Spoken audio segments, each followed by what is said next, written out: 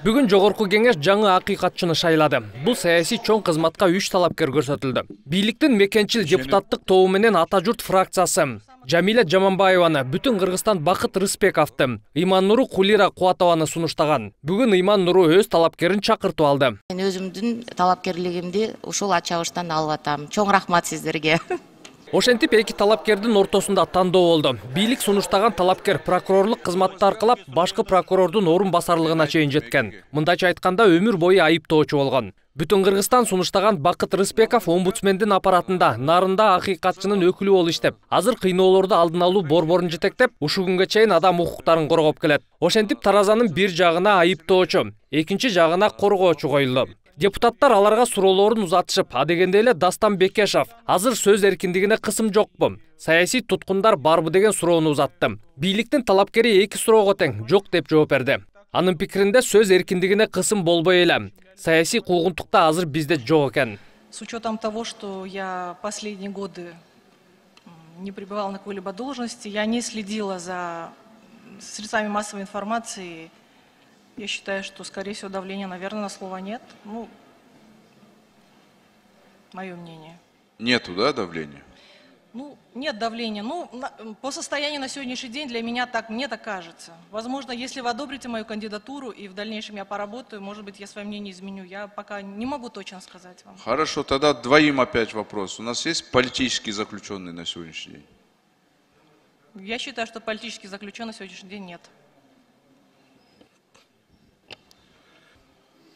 Я понимаю подоплеку вопроса и адрес, куда адресован вопрос.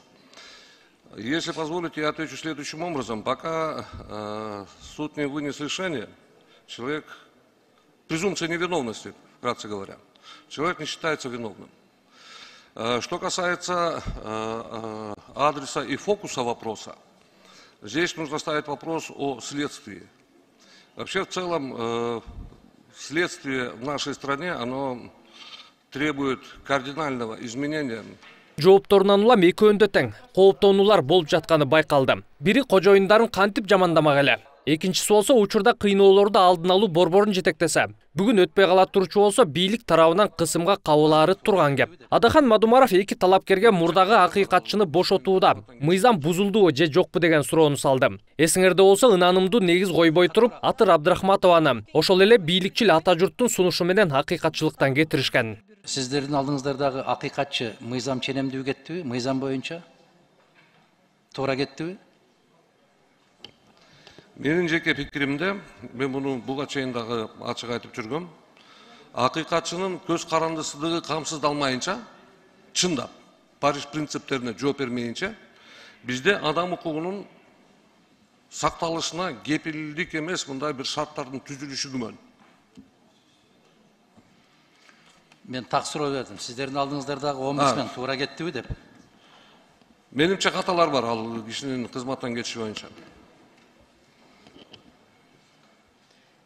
Экс-омбудсмен жогорку кеңеш тарабынан кетирилди, ошондуктан азыркы Катуураак. маалда жогорку кеңеш тарабынан кетирилди.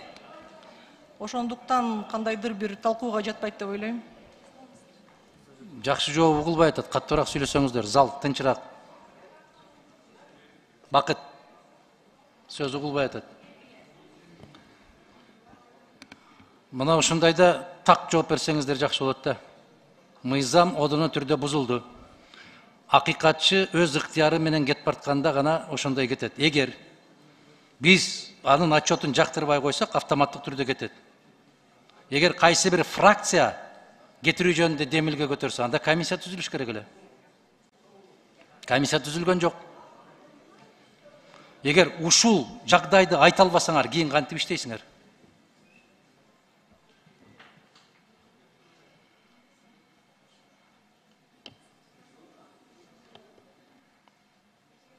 Барбы жооп, комментарий?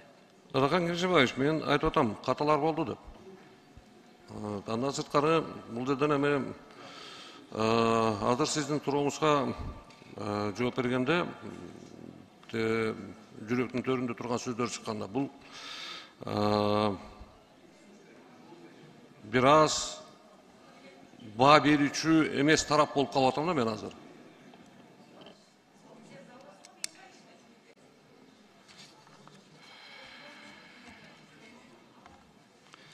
Бизде тилекке каршы ушундай болуп калды. Так пикирин айткан киши таппай калдың да, күндүзү чырак менен издеп таппайсың. Ата журт фракциясы демилге көтөрдү кызматтан кетирүү жөнүндө. Комиссияда түзбөй туруп, комитет кетирүү жөнүндө чечим чыгарып берди. Ушул конституцияга, биздин мыйзамга дал келеби деген гана суроону бердим. Бир азбы, көппү, ал Акыркы сурооңузга жок, дал келбейт. Дал келбейт. Мына ошол кызматка баратасыздар азыр. Ошол жерге барганда бала ыйлап алса эмчек бербейт дейт. Сиздер кайсы мыйзам тоскоолдук кылып атат акыйкатчы институтун бекемдөө үчүн? Ошол демилгелерди көтөрүп биз киргизебиз, парламент менен тыгыз иштейбиз деген жоопту бере албай атасыздар да тилекке каршы. Экинчи маселе. Кыргызстандагы балдардын апасынын муздаткычы бар экен, кир жуугучу бар экен, атасынын 2 аты бар экен деп жөлөк пулдарды бербей аткандыгы ошол балдардын укугуна кандай таасир тийгизет? Ошого тиешеси барбы? Бул көйгөй көп жылдан бери келатат.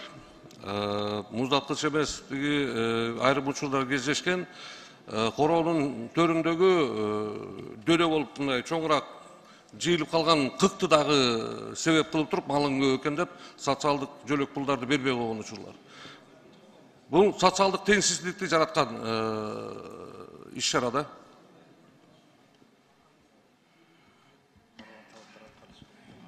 Мыйзамда каралган талаптар аткарылышы керек деп эсептейм.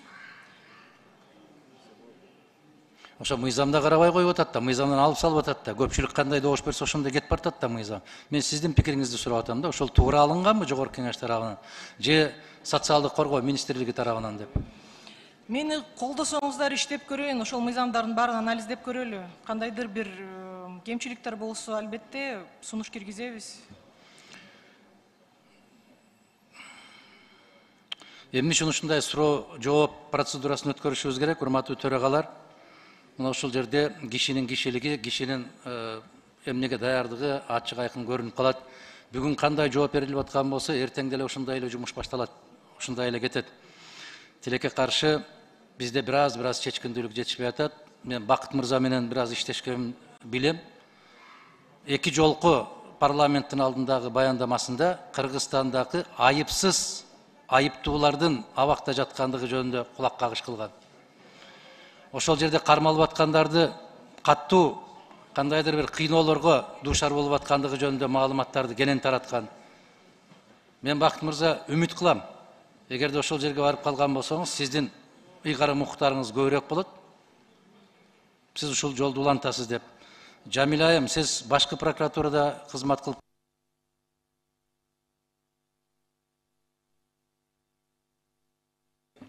Рахмат.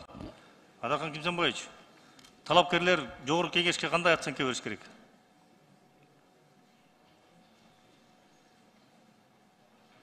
Микрофон күйүп бергилечи. талапкерлер Жогорку Кеңешке эч кандай баа бергенге укугу жок. Ошону айтып атпаймын, мен сиз айтып атпайсызбы, кандай эме оценка бере аласыз деп. Ошол жерде мыйзам бузулдубу, бузулбадыбы деген суроо берип атам. Кеп Жогорку Кеңеш жөнүндө эмес, кеп мыйзам жөнүндө кетип атат. Менин Процедурасы. мыйзам бузулган жок.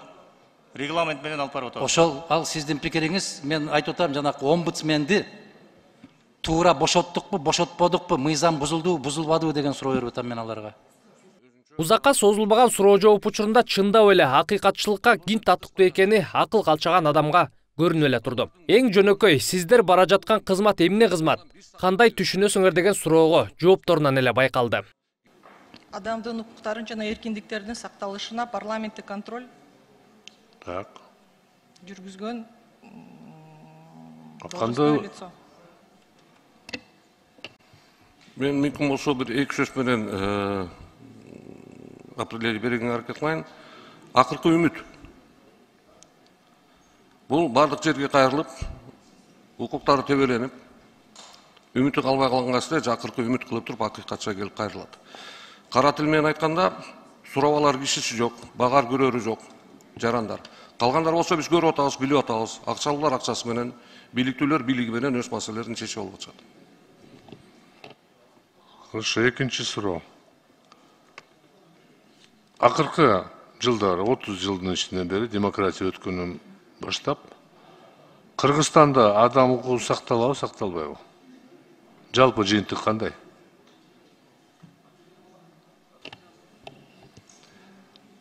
Бұл мүмкін болса мен эл аралык уюмдун берген баасына шилтеме кылайын, Human Rights Watch.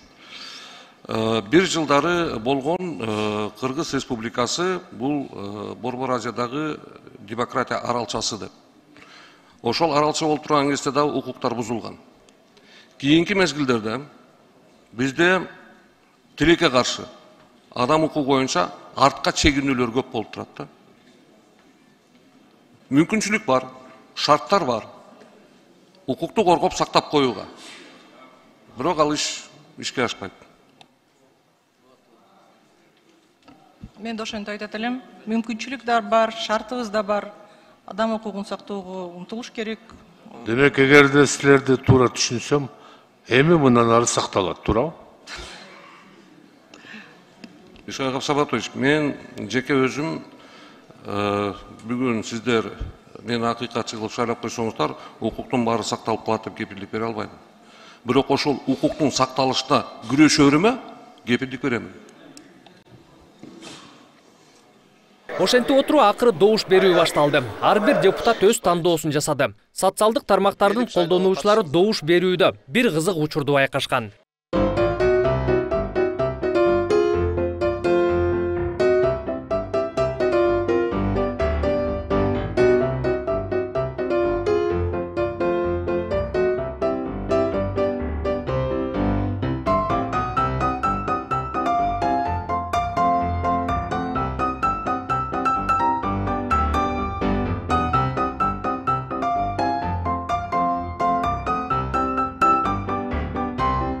Сыр бербей салып койгон киши мекенчил депутаттык топтун өкүлү Карим Ханжеза.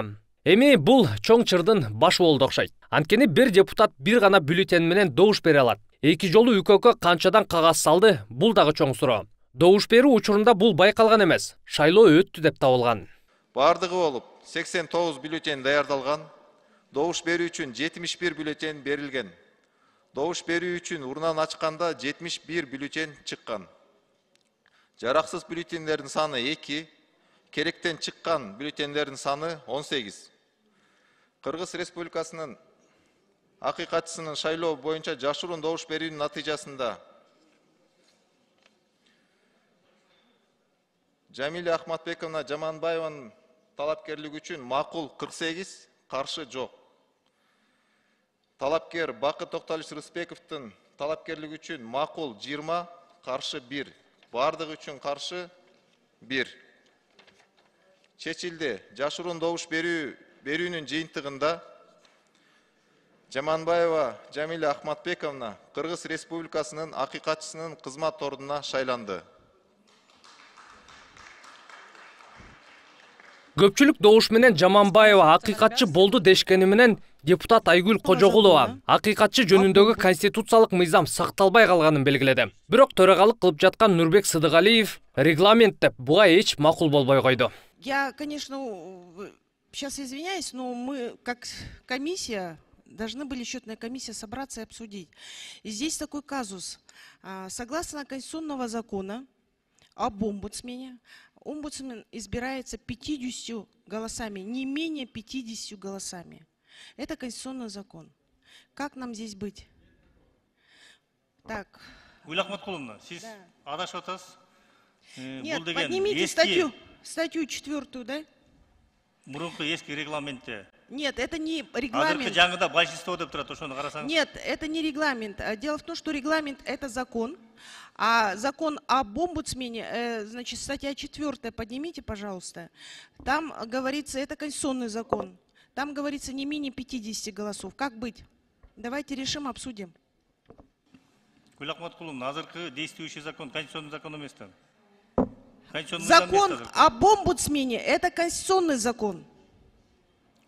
Я сейчас говорю о законе об омбудсмене. Статья 4. Я поэтому говорю, давайте мы обсудим, решим этот вопрос. Регламент иштейбиз. Нет. Большинство... Так не бывает. Ну так не бывает, это же конституционный закон. Регламент боюнча 50 добуш менен болчу. Это конституционный закон об омбудсмене, статья 4, еще раз повторюсь.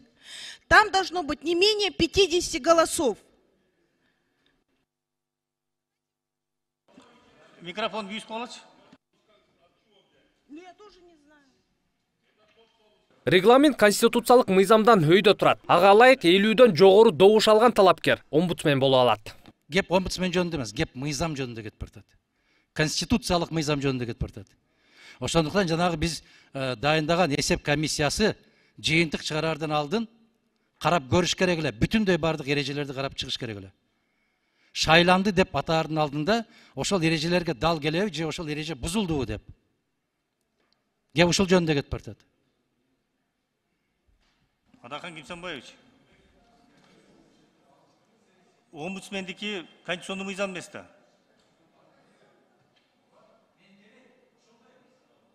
Жок, азыркы простой эле мыйзам, конституционный мыйзам эмес. Регламент дагы ошондой мыйзам. Биринчи конституционный мыйзам кабыл алышыбыз керек омбудсмендикин, анан кийин айтсаңыздар болот да. 5-чи микрофон. Бүтүн Кыргызстан Мадумаров. Урматтуу кесиптештер, конституциялык мыйзам деген кандай мыйзам болот? Конституцияда көрсөтүлгөн мамлекеттик борбордук кызматтардын бүтүндөй бүт бардыгы мыйзам менен тейлинет, ошол мыйзамдар конституциялык болуп аталат. Конституциялыкта көрсөтүлгөн институт бу омбудсмен. Демек, омбудсмен жөнүндөгү мыйзам бул автоматтык түрдө конституциялык мыйзам болот. Ал бизге жагабы, жакпайбы, эрежеси ушундай. Ошондой болуп барыш керек. Эгер бирөө баш чайкап андай эмес десе, анда чыксын айтсын, далилдесин. Ошондой борбордук шайлоо комиссиясы конституциялык, жогорку кеңеш конституциялык, өкмөт конституциялык, прокуратура, башкы прокуратура конституциялык, конституциялык сот конституциялык. Мына ошол жерде бардыгы көрсөтүлгөн мамлекеттик кызматтардын бардыгы жөнүндөгү мыйзам бул конституциялык болуп аталат. Адахан Кимсанбаевич, мен сизге дагы айтып атам. Азыр омбудсмендин мыйзамы конституциялык мыйзам эмес. Биз мына жогорку кеңеште регламентти канча жолу жиберип атабыз, конституциялык мыйзам болуш керек. Бете коюп келип атпайбы бияка? Мен туура, бирок күчүндө турган мыйзам боюнча омбудсмен. Мен азыркы күчүндө турган мыйзамды айтып атам мен. Ошол күчүндө турган мыйзам. Аларды бирөө кармап отурду, келбей бизге. Күчүндө турган мыйзам боюнча 50ден кем эмес деп турат деп айтып атам мен. 4-чү беренесин карасаңар. Ошону биз жогорку кеңеш талкуулап алалы. Жыйынтык чыгарып алалы. Эртең омбудсмен арсар болбосун, ара жолдо калбасын, ар кандай пикирлер жаратылбасын. Жена Цезаря должна быть вне подозрения.